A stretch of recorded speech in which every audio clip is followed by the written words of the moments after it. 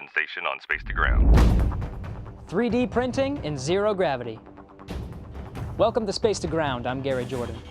It can be quite a hassle to ship tools to space and could take months or even years of planning and execution. So why not just make the tools in orbit? Jeff Williams used a 3D printer on the International Space Station this week and popped out a few samples called coupons. These coupons help demonstrate the composition of the print material when used in space.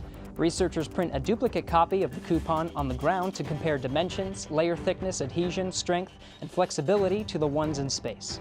Having 3D printing in space provides on-site and on-demand manufacturing capabilities and reduces the need for shipping spares on cargo vehicles, saving a lot on time and cost. Williams continued work on three-dimensional objects on the station this week with satellites called spheres. These bowling ball-sized robots fly within the cabin of the space station and contain their own power, propulsion, computers, and navigation equipment. They test out spaceflight maneuvers and tasks on a small scale inside the space station. Researchers upload algorithms and programs for the astronauts to execute on the spheres and run autonomously to see how the satellites behave in the microgravity environment.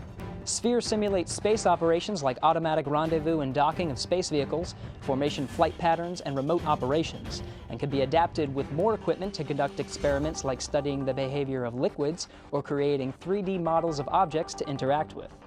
This week's question comes from Jim, who wants to know the speed of a spacecraft entering the Earth's atmosphere and the temperature inside. For this question, let's use the recent re-entry of the Expedition 47 crew as an example. Tim Kopra, Tim Peake, and Yuri Malenchenko recently returned to Earth from the International Space Station on the Soyuz spacecraft. Upon descent, the Soyuz starts slowing down from 17,500 miles per hour with a deorbit burn to enter the Earth's atmosphere. Once the descent module reaches entry interface, or the edge of the atmosphere, friction from the thick atmosphere heats the outer surfaces of the vehicle and slows the vehicle for 8 minutes, all the way down to about 515 miles per hour.